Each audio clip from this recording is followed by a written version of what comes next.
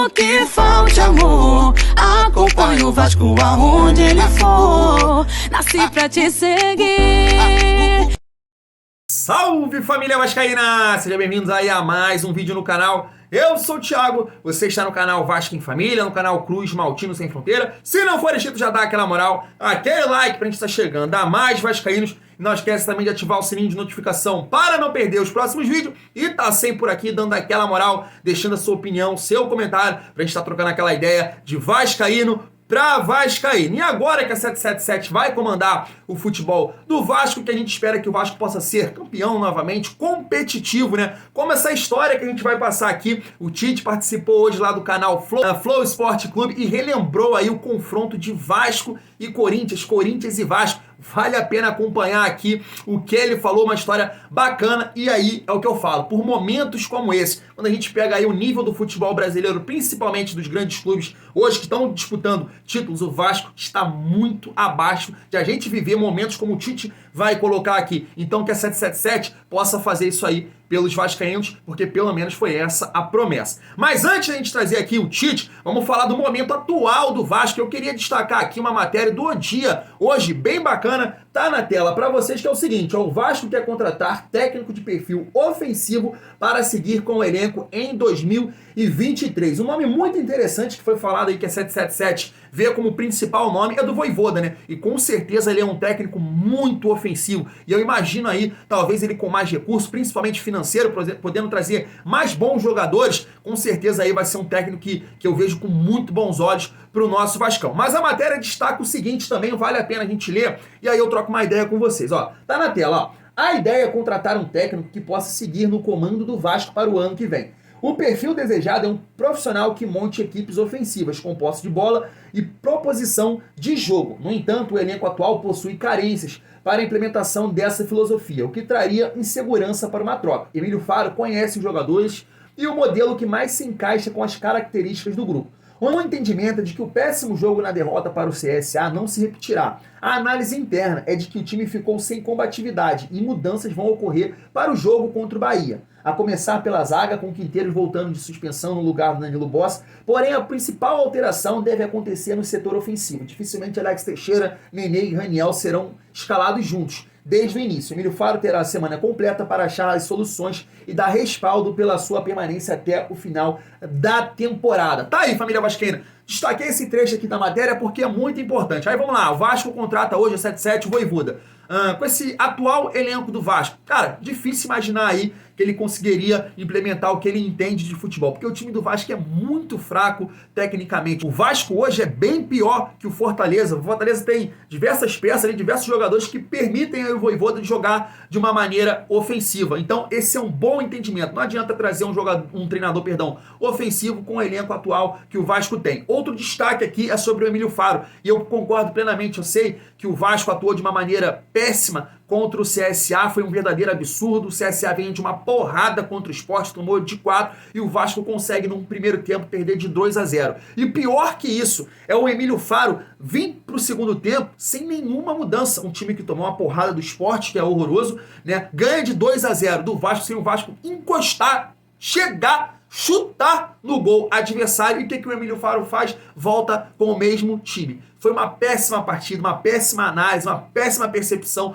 do Emílio Faro. E outro destaque aqui da matéria é que isso não vai se repetir. E Deus queira que não. Teixeira, Nenê e Raniel com certeza não podem jogar junto. O Vasco fica lento, o Vasco fica mole. Então essa matéria aqui é bem importante. Quer trazer um treinador com características ofensivas? Tem que ter um elenco que permita o treinador implementar essas ideias. Emílio Faro permanecer, eu vejo com bons olhos, porque ele conhece o elenco do Vasco e os jogadores também confiam, gostam do Emílio. E outra questão aqui que foi levantada é essa: Teixeira, Nenê e Raniel, pelo amor de Deus, que seja a última vez que a gente viu isso diante do CSA. Esses são os pontos. Deixa aí a sua opinião, família vascaína, se você concorda. Pra gente estar finalizando o vídeo, vamos trazer aqui o Tite, que participou lá do canal Flow Sport Clube e falou da Libertadores aí de 2012. Para ele, o Vasco foi o time mais difícil que ele enfrentou naquela competição. Se liga só. Tenho certeza absoluta que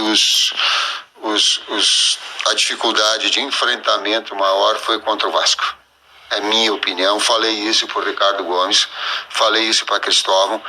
Tu disse assim, talvez a equipe tecnicamente superior era o Santos de Neymar, que tecnicamente tinha sido campeão no ano anterior, de Ganso, mas o Corinthians e o Vasco, eu não sei se era a sede da busca do título, eles tinham tu ganhar 1 metro de campo era uma batalha, cara. Era um senso competitivo muito forte. E eu particularmente, assim, que o maior adversário que nós tivemos na Libertadores foi o Vasco. Foi o Vasco. Eu tenho até uma história do Danilo, que eu não sei se foi no jogo brasileiro ou de Libertadores.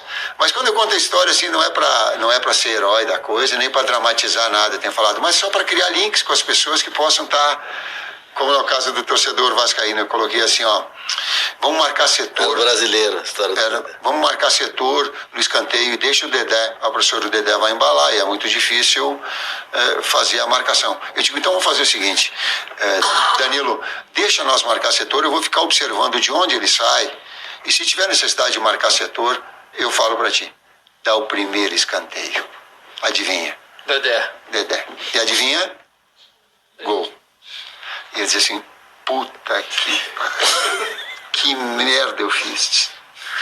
Eu botava a mão e digo, não é possível, né? Aí acabou o jogo 2-2, menos mal, nós empatamos o jogo 2-2. Aí nós fomos pro treinamento na sequência, daí nós fomos treinar, vamos treinar a bola parada. Daí o Danilo só olhou assim pra mim, digo, tá bom, eu já sei, assim, pode pegar o Dedé lá onde ele embalar, lá atrás. Dedé chato pra cacete. Chutava com a cabeça, Cabeceada impressionante. Mas quer dizer, o adversário mais difícil que nós enfrentamos, pra mim, mais que Boca. E aí aquela questão, você se recorda do time que entrou em campo nesse confronto contra o Corinthians? Eu tava aqui antes de ver, eu tava aqui na minha cabeça falando a escalação do Vasco inicial, eu errei uma, que era o lateral esquerdo. Eu falei aqui o Ramon, mas quem jogou na lateral esquerda foi o Thiago Feltre. O time do Vasco foi o seguinte, Fernando Praz, Fagner, Renato Silva, Rodolfo, Thiago Feltre, Nilton, Rômulo, Juninho Pernambucano e Diego Souza. No ataque, Éder Luiz e Alec Gol, Alexandro. Esse foi o time aí aqui em São Januário. O Vasco acabou ali com 0-0, com um gol muito mal anulado. O Vasco, gol do Alexandro. O Vasco era para ir para o confronto em São Paulo com 1-0 a favor e foi 0-0, um gol mal anulado. E aí a gente sabe o que aconteceu. O Diego Souza perdeu aquele gol incrível com a defesa do Cássio. Foi 1-0 ali, gol do Paulinho, mas era um time muito competitivo. O Vasco era tão competitivo que jogamos sem o nosso principal jogador, que foi o Dedé, né? A zaga ali do Vasco, você vê, Renato Silva, que apesar de ter passado em grandes times, sempre foi um zagueiro limitado. O Rodolfo estava muito tempo sem jogar no Brasil, também é um jogador que depois desse ano no Vasco sumiu, não jogou mais em lugar nenhum. E o Thiago Feltre, se eu não me engano, tinha vindo do Atlético Goianiense.